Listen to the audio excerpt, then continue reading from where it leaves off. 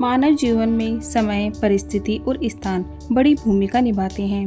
कई बार जो कुछ भी घटित होना होता है उसी के अनुरूप परिस्थितियां बनती चली जाती हैं। कलयुग में एक ही चक्रवर्ती सम्राट हुए हैं और वो थे सम्राट विक्रमादित्य, जिनके नाम पर भारतवर्ष में विक्रम संवत की शुरुआत हुई। विक्रमादित्य एक बहुत ही पराक्रमी, विद्वान, कुशल, प्रजापालक, धर्मज्ञ एवं परोपकारी राजा थे। राजा विक्रमादित्य अपनी प्रजा को पुत्रवत प्यार करते थे तथा रात में वेश बदलकर अपनी प्रजा के हालात और कुशल क्षेम जानने के लिए नगर भ्रमण हेतु निकल जाया करते थे।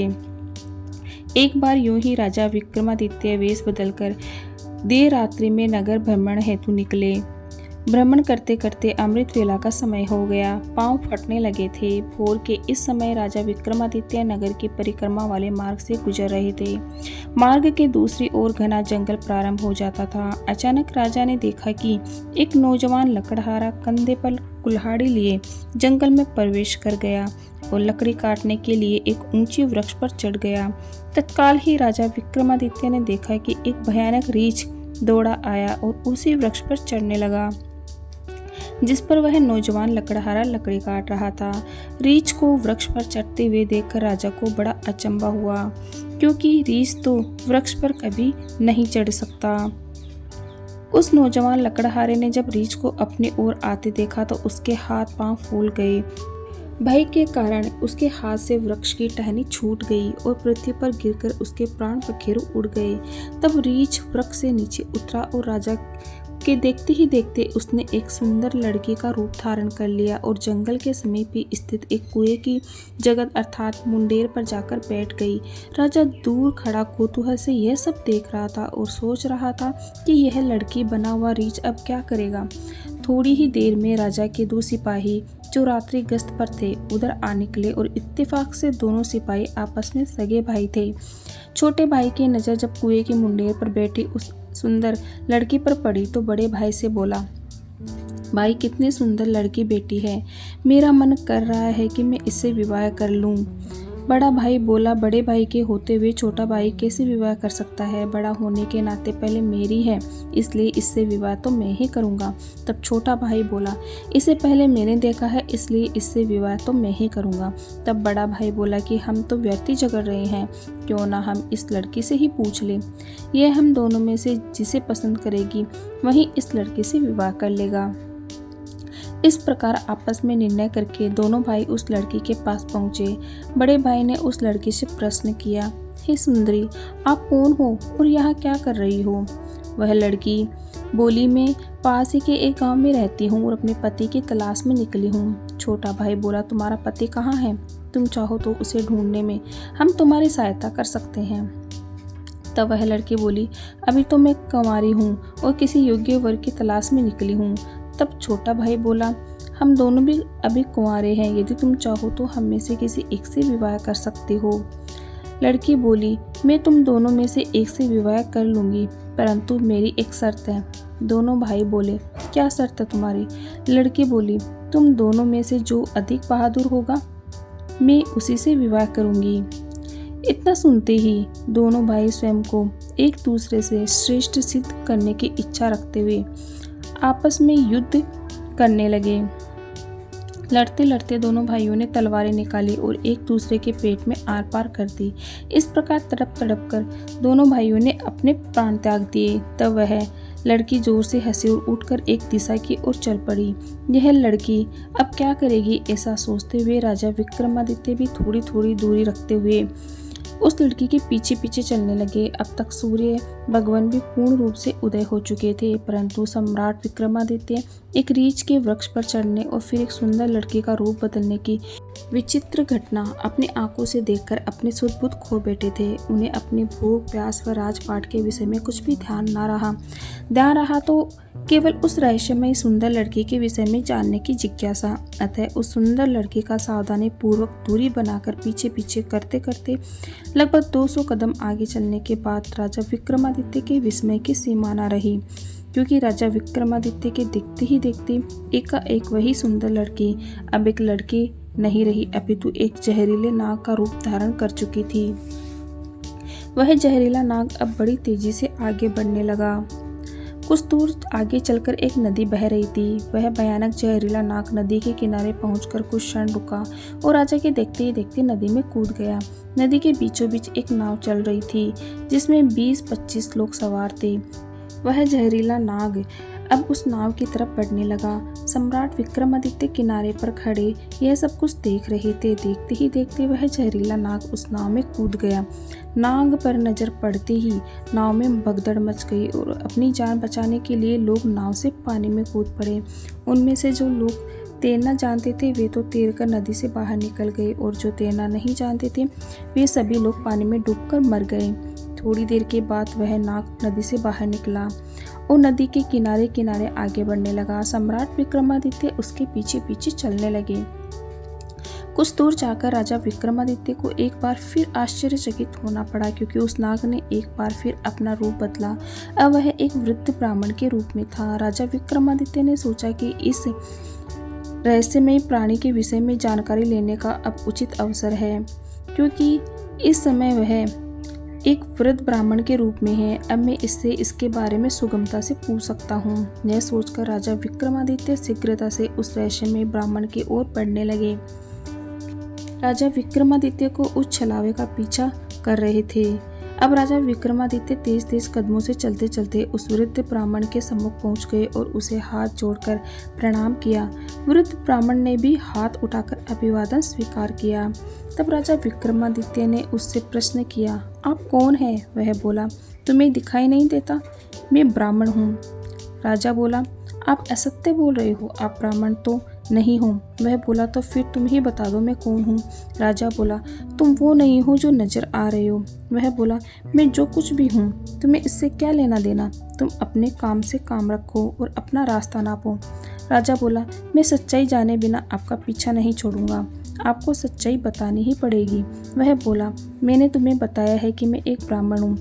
राजा बोला, आप मुझसे झूठ नहीं बोल सकते। मैं आपका तब से पीछा कर रहा हूँ जब आप रीछ बने हुए थे। उस समय आपने उस नौजवान लकड़हारे को मारा, फिर आप एक सुंदर लड़के बने और उन दोनों सिपाही भाइयों को एक दूसरे के हाथों मरवा दिया।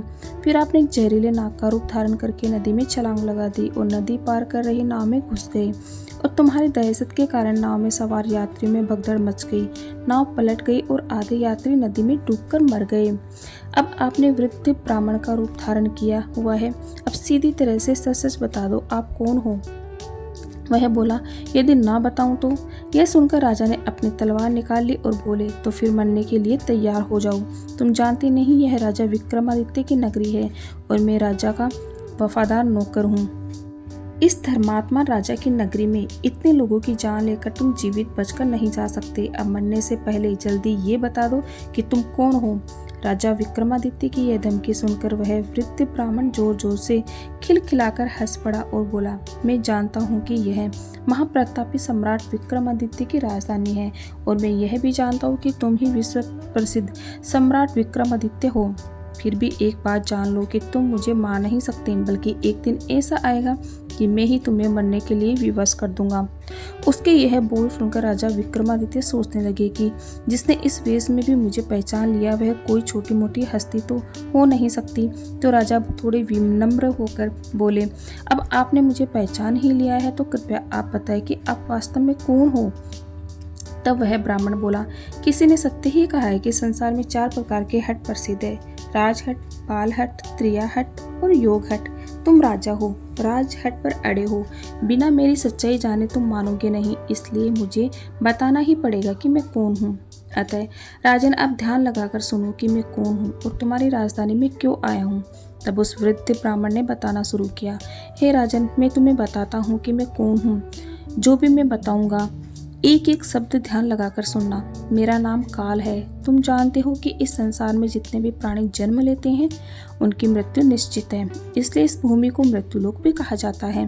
जब प्राणी माता के गर्भ में आता है तो उसके पूर्णांग बनने के बाद आत्मा उसमें प्रवेश करती है, अर्थात वह सजीव हो उठता है। उसी समय उसकी मृत्यु का समय, स्थान और परिस्थिति अर्थात मृत्यु किस प्रकार से होगी यह भी विधाता की ओर से निश्चित कर दिया जाता है। राजन, तुम यह भी जानते हो कि दुनिया के हर प्राणी के जन्म मरण का लेखा जोखा चित्रगुप्त के पास है। जब भी किसी प्राणी की मृत्यु का समय आ जाता है तो वह धर्मराज को सूचित करते हैं। अब क्योंकि सभी प्राणियों की मुक्ति का विभाग भगवान शिव के पास है, अतः धर्मराज उस प्राणी को मृत्यु प्रदान करने की आज्ञा भगवान शिव से मांगते हैं। जब भगवान शिव आज्ञा दे देते हैं तो धर्मराज मुझे अर्थात काल को आज्ञा देते हैं। तब मैं मृत्यु लोक अथवा पृथ्वी पर आता हूँ। मुझे यह पता होता है कि किस प्राणी की किस समय किस स्थान पर और किस परिस्थिति में मृत्यु होगी। मैं उस प्राणी को निश्चित समय पर उसे निश्चित स्थान पर लेकर जाता हूँ अथवा पहुँचा देता हूँ जहाँ पर उसकी मृत्यु लिखी हुई है अथवा निश्चित की गई है, और जिस प्रकार से उसकी मृत्यु लिखी गई है मैं उस स्थान पर वैसी ही परिस्थितियाँ और हालात बना देता हूँ। उस लकड़हारे को मैंने नहीं मारा। राजा विक्रमादित्य बोले, तुम फिर झूठ बोल रहे हो। मैंने स्वयं अपनी आंखों से देखा है कि उस लकड़हारे की मृत्यु का कारण तुम ही थे। वृद्ध ब्राह्मण बोला, बेशक कारण मैं बना था, लेकिन सांसारिक लोग तो यही समझते हैं कि लकड़हारे की मृत्यु वृक्ष से गिरकर वृक्ष की टहनी टूटने के कारण हुई है, और फिर मुझे तो मृत्युदेव धर्मराज के आदेश का पालन करना पड़ता है। उसकी मृत्यु वृक्ष पर से गिरने के कारण लिखी गई थी, इसलिए मैंने रीछ बनकर वैसी ही परिस्थितियां व हालात पैदा कर दिए। नहीं तो जरा सोचो, यदि असली रीछ होता तो क्या कभी पेड़ पर चढ़ पाता? कभी नहीं। परंतु वह तो मैं था और मेरे लिए तो कुछ भी असंभव नहीं है। अगर उन सिपाही भाइयों की बात करें तो उनको भी मैंने नहीं मारा। उनकी मृत्यु एक दूसरे के हाथों लिखी थी, अतः उनके लिए मुझे सुंदर लड़की बनना पड़ा। नाव में सवार कुछ लोगों की मृत्यु पानी में डूबने से लिखी थी, इसके लिए मुझे भयानक नाग का रूप धारण करना पड़ा। राजन, मुझे लगता है कि अब तो आप अच्छी तरह से समझ गए होंगे कि मैं कौन हूँ और तुम्हारी नगरी में क्यों आया था, और यह भी समझ गए होंगे कि समय, स्थान और परिस्थिति की सांसारिक प्राणी के जीवन में कितनी बड़ी भूमिका होती है। राजा विक्रमादित्य ने वृद्ध ब्राह्मण रूपी काल की बात बड़े ध्यान से सुनी और गंभीर हो गई। काल कहने लगा, हे राजन, अब मैं चलता हूँ। राजा विक्रमादित्य बोले, हे कालदेव, आपने मुझे बहुत अच्छी जानकारी दी है, जिसके लिए मैं आपका बहुत आभार व्यक्त करता हूँ। कृपया जाने से पहले मेरे एक और प्रश्न का उत्तर देते जाइए।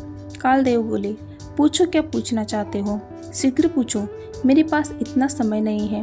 राजा विक्रमादित्य बोले, कृपा करके मुझे यह बताएं कि मेरी मृत्यु कब, किस स्थान पर और किस प्रकार से होगी। कालदेव बोले, हे राजन, मैं यह तो बता सकता हूँ कि तुम्हारी मृत्यु कहाँ और किस प्रकार से होगी, परंतु यह नहीं बता सकता कि तुम्हारी मृत्यु कब होगी। राजा विक्रमादित्य बोले, हे कालदेव, मृत्यु का समय बताने में आपको क्या आपत्ति है? कालदेव बोले, हे राजन, यदि मैंने पहले ही आपको मृत्यु का समय बता दिया तो इसी क्षण से आप चिंताग्रस्त हो जाओगे, और आप तो जानते ही हो कि चिंता चिता समान होती है। अभी तो आपको अपने शासनकाल में बहुत से शुभ और जन कल्याण के कार्य करने हैं। राजा विक्रमादित्य बोले, चलो, समय न सही है तो बता दो कि मेरी मृत्यु कहाँ और कैसे होगी। कालदेव बोले, सुनो राजन, तुम्हारी मृत्यु तुम्हारे ही महल में सीढ़ियों पर से पांव फिसलकर गिरने के कारण से होगी। इतनी बात सम्राट विक्रमादित्य को बताकर वृद्ध ब्राह्मण रूपी काल शीघ्रता से एक दिशा की ओर चल पड़े और कुछ दूर जाकर विलुप्त हो गए। इस वक्त तक सूर्य भगवान भी पूर्ण रूप से अस्त हो चुके थे। चारों तरफ अंधकार छा गया था। राजा विक्रमादित्य अब तक शारीरिक और मानसिक रूप से थक चुके थे, अतः मन में गहन सोच विचार लिए हुए तेज कदमों से अपने महल की ओर प्रस्थान कर गए, और आगे चलकर सचमुच में ऐसा ही हुआ। राजा विक्रमादित्य की मृत्यु अपने महल की सीढ़ियों से फिसलकर गिरने से हुई, और इस कथन की पुष्टि इतिहासकारों ने भी की है। वीडियो अच्छा लगे तो लाइक से सब्सक्राइब जरूर कीजिएगा। जय श्री कृष्णा।